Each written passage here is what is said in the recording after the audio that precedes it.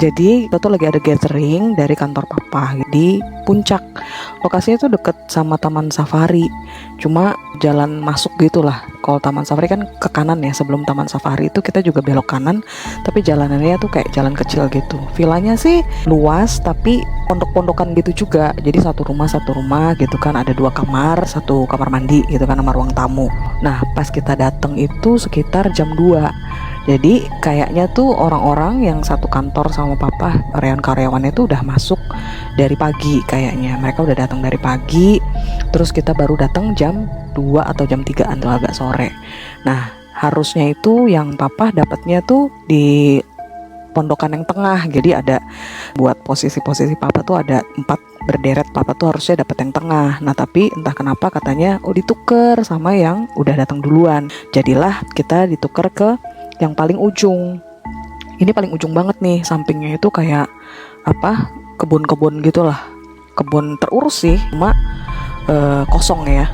Kosong, terus banyak pohon-pohonan gede-gede gitu. Nah, kita tuh di situ karena mama waktu itu nggak bisa ikut, jadi cuma papa, terus gua ikut, terus ada Mas Nu, kakak sepupu, terus ada paman Kemal, sama ada Rahman, masih kecil waktu itu, umur 5 tahunan gitu deh. Udahlah kita masuk kan. Villanya itu nggak modern sih, jadi agak tua-tua gitu, meskipun nggak yang jelek, tapi auranya tuh emang kayak spooky banget gitu. Jadi kita masuk tuh pakai kipas angin yang di tengah gitu kan. Kipas anginnya tuh kayak warnanya merah tua, tau kan ya, merah tua, marun gitu aja kayaknya udah kayak nggak enak gitu auranya. Ternyata ada 2 kamar, 1 kamarnya itu yang di depan ada jendelanya sih keluar, cuma catnya tuh pink. Saat kita masuk auranya tuh nggak enak, berasanya tuh kayak kayak kamar pengantin. Entah kenapa berasanya tuh kayak kamar pengantin aja gitu. Ya udah, akhirnya cek lagi ke kamar sebelahnya. Soalnya gue ngeh kok 2 kamar temanya beda-beda gini gitu kan. Yang satu kayak biasa aja, cuma kayak lebih dark aja gitu. Nah yang satu sebenarnya kan warnanya cerah ya, catnya warna pink, tapi auranya tuh nggak enak banget. Akhirnya nggak ada dari kita yang datang itu mau masuk kamar. Ya udah, kita pada di ruang tengah, di ruang tamunya itu nonton TV rame-rame. Itu kan baru jam 3 ya. Terus abis itu papa ada acara ke aulanya. Ya udah, kita yang cuma ngekor doang. Akhirnya kan semuanya pada di villa kan, di dalam pondokan itu sampai malam tuh. Tapi sampai sebelum malam pun, habis maghrib gitu pengen pipis, nahan-nahan. Karena apa coba? Kita kira itu, jadi waktu kita masuk kirain tuh lagi ada mamang-mamangnya gitu loh yang bersihin kamar mandi. Karena dari arah kamar mandi itu posisinya paling belakang. Jadi awal masuk kan ruang tamu atau ruang tengah gitu, jadi satu kan.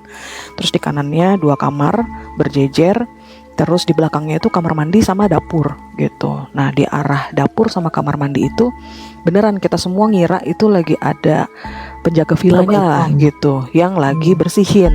Karena kan proses orang mungkin keluar masuk gitu kan, check in check out, jadi dia masih bersihin atau gimana gitulah. Kita asumsinya begitu. Karena di belakangnya lagi kan ada pintu belakang tuh, pintu belakang ke taman atau kebun yang tadi luas itu. Tapi kok dari jam 2 atau jam 3 kita check in sampai malam itu mamang-mamang kok masih kerja gitu kan.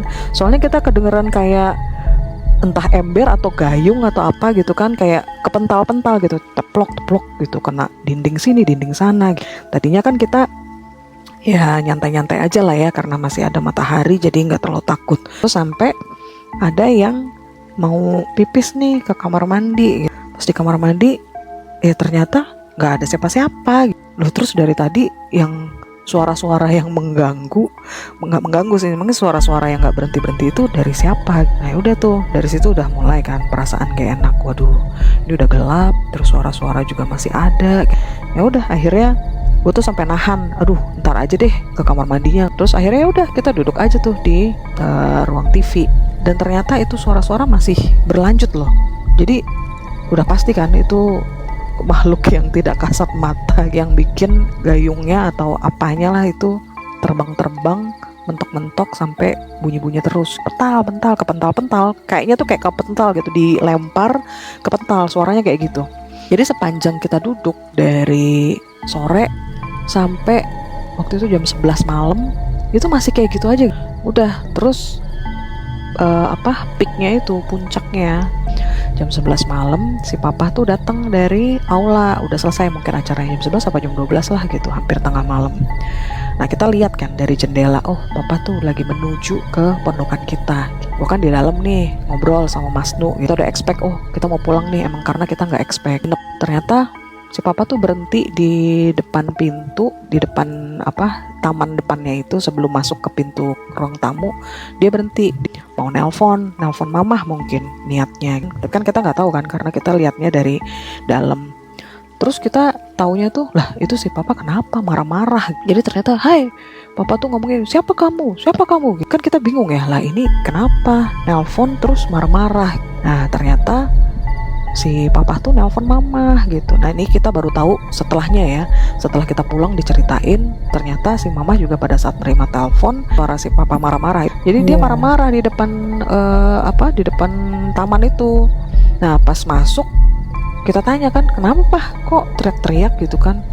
Iya tadi papa tuh nelpon mama tapi yang ngangkat bukan mama tapi perempuan, kata dia gitu. Terus siapa emang, terus dia ngomong apa, terus dia bilang gini, iya katanya suaranya tuh kayak serem gitu kata papa. Jadi bilangnya mas kapan kamu datangnya mas gitu, mas kamu kapan datangnya mas kamu kapan datangnya, diulang-ulang. Nah tuh merinding nih, ceritanya juga merinding padahal itu udah lama banget. Jadi kalau dikonekin ya itu makanya pas masuk ke ruangan yang pertama itu, ke kamar itu kan pink ya, terus kita kayak ada perasaan ini kayak ruangan pengantin, kayak kamar pengantin. Nih nggak ada sempet konfirmasi atau apa sih, kayaknya itu mungkin pernah jadi setting pernikahan kali ya, atau mungkin nih cewek mau nikah tapi cowoknya nggak dateng ya kan, makanya dia di telepon itu mas kapan kamu dateng mas kapan kamu dateng gitu kan. Akhirnya dia bunuh diri atau gimana gitu kita nggak tahu kan, tapi feelingnya itu kuat banget pas di sana. Pas di sana tuh berasa banget itu kayak aura kamar pengantin. Ya udah dong, itulah peaknya kita ketakutan. Mana kita dari sore juga gue sendiri udah nahan gak mau ke kamar mandi karena gayung terbang ke pental gitu. Totonya si papa pulang ngomongnya kayak gitu. Akhirnya gue minta temenin tuh Pan Kemal, tapi jangan ditutup ya Pan Kemal, tungguin di depan, kakak mau ke kamar mandi cuma jangan ditutup pintunya gitu. Nah itu sebelum gue masuk emang ke pental, cuma kan ya kita nggak ada option ya, gue mau ke aula juga udah malam karena di luarnya itu harus ngelewatin kayak lapangan gede gitu sebelum sampai ke aulanya kalau mau ke kamar mandi yang di aula. Terus akhirnya kita udah pada merinding dengerin ceritanya si papa kayak begitu. Ya udah akhirnya ya udah yuk kita pulang. Nah pas kita mau pulang itu udah nih semua masukin barang, masuk semuanya, itu mobil nggak bisa di starter, nggak bisa dinyalain, bener-bener nggak bisa dinyalain. Sampai berkali-kalinya si papa nyamperin satpam daerah situ. Terus si satpamnya itu mungkin dia udah tahu ya, I guess ini bukan pertama kalinya sih itu kejadian. Jadi si satpamnya itu kayaknya udah tahu. Dia bilang didorong aja pak sampai ke situ, ke depan portal, dia bilang gitu. Ya udah akhirnya didorong, padahal itu tanjakan gitu loh, agak nanjak gitu loh sampai ke depan portalnya.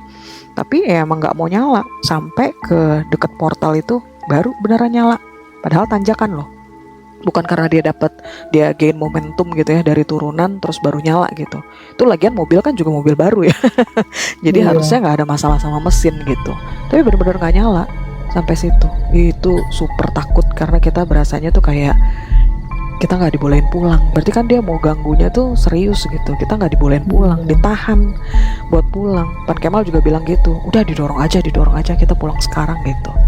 Pan Kemal kan terkenal kayak dia pernah ini ya, dia kayak tahu lah aura-aura yang kayak begitu. Sumpah itu takut banget sih. Itu pengalaman paling menakutkan gue yang nggak bisa gue lupain sampai sekarang.